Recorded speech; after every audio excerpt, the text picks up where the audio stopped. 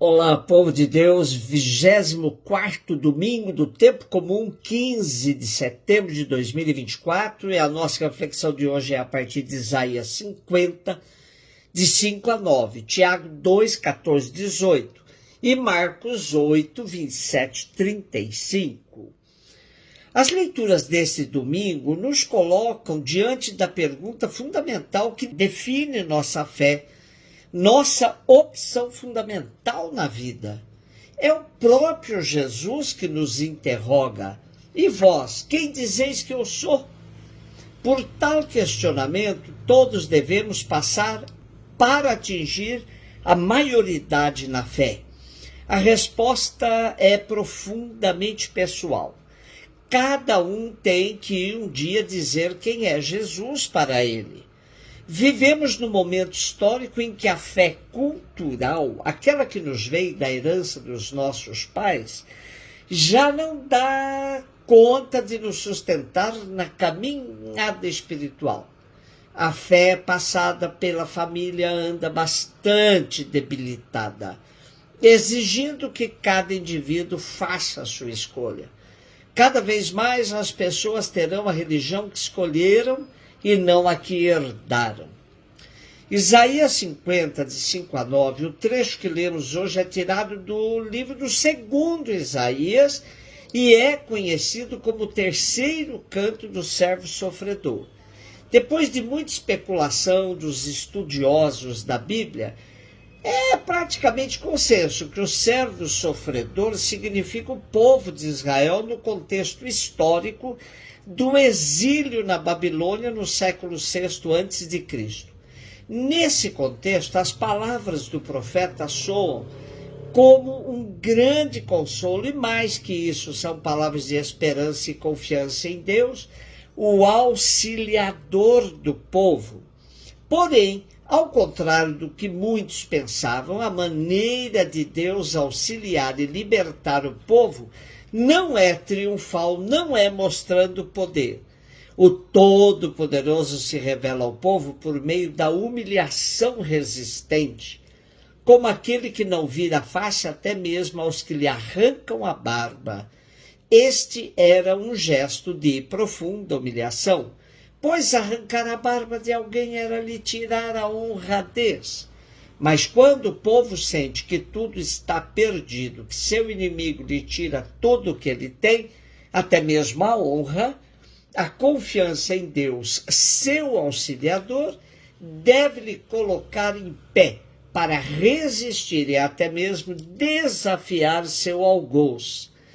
Quem é meu adversário? Aproxime-se.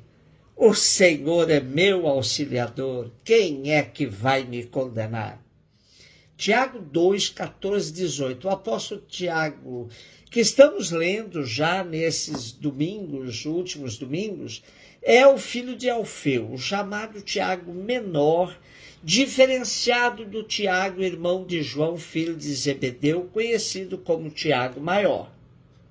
Tiago menor é radicalmente contra as pessoas que falam uma coisa e vivem outra. Não suporta a duplicidade. Portanto, para ele é impossível dizer que se tem fé com a vida, negar essa realidade.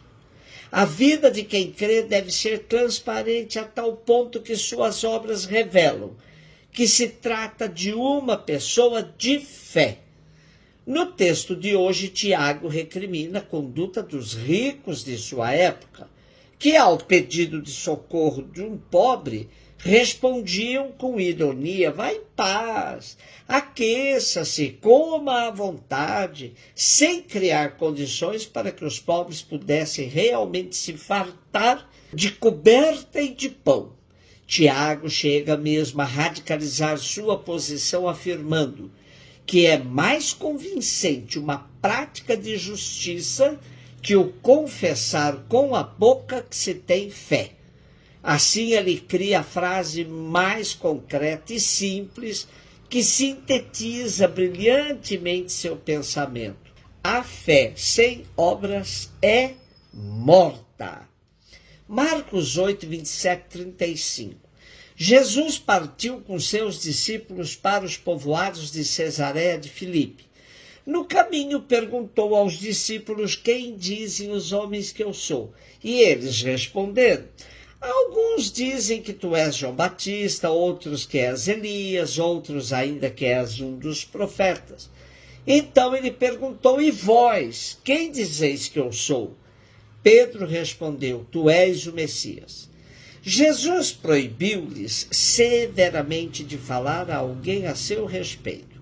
E em seguida começou a ensiná-los, dizendo que o Filho do Homem devia sofrer muito, ser rejeitado pelos anciãos, pelos sumos sacerdotes e doutores da lei. Devia ser morto e ressuscitar depois de 3 dias. Ele dizia isso abertamente. Então Pedro tomou Jesus à parte e começou a repreendê-lo. Jesus voltou-se, olhou para os discípulos e repreendeu a Pedro, dizendo: vai para longe de mim, Satanás. Tu não pensas como Deus e sim como os homens. Então chamou a multidão com seus discípulos e disse: se alguém me quer seguir, renuncie a si mesmo, tome a sua cruz e me siga. Pois quem quiser salvar sua vida vai perdê-la, mas quem perder sua vida por causa de mim e do Evangelho vai salvá-la. Olhando a prática de Jesus, nos convencemos de 2 coisas imediatamente. Jesus cumpre a profecia de Isaías, assumindo em sua vida as características do servo sofredor. Assume para si as dores e sofrimentos do povo. Por isso se torna o grande auxiliador de todos os homens e mulheres. Porém, a vitória de Jesus passa pela cruz.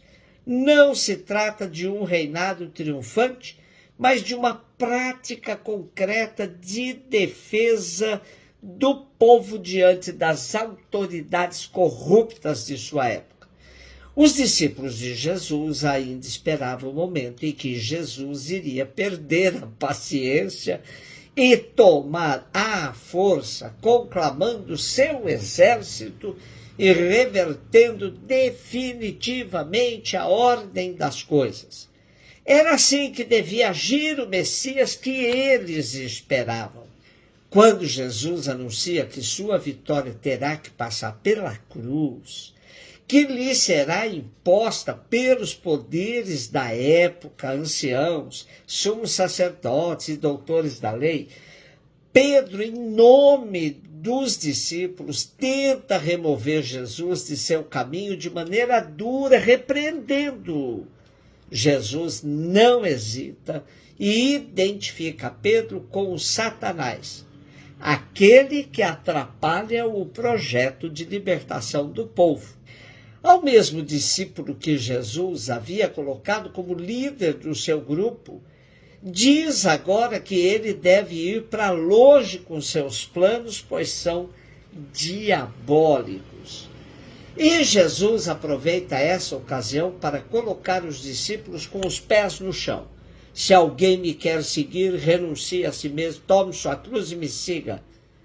Importante ressaltar que a cruz proposta por Jesus nada tem a ver com o sofrimento que passamos pela nossa falta de juízo, pelos erros que cometemos. Não.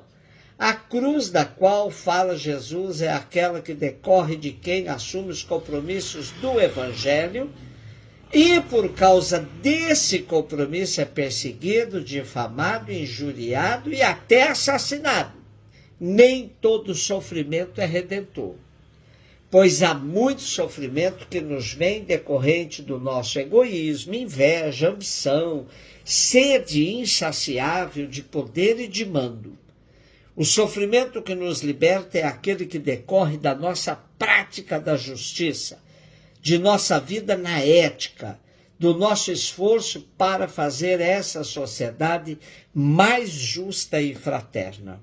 Todos precisamos ter a coragem de responder: quem é Jesus para mim? Nossa resposta demonstrará que tipo de fé nós temos.